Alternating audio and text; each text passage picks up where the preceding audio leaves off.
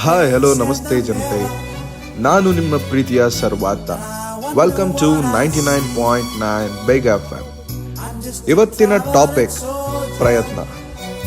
ಪ್ರಯತ್ನ ಅನ್ನೋದು ಇವತ್ತು ಮಾಡಿ ನಾಳೆ ಬಿಡುವಂಥದ್ದಲ್ಲ, ನಾಳೆ ಮಾಡಿ ನಾಳಿದ್ದು ಬಿಡುವಂಥದ್ದಲ್ಲ.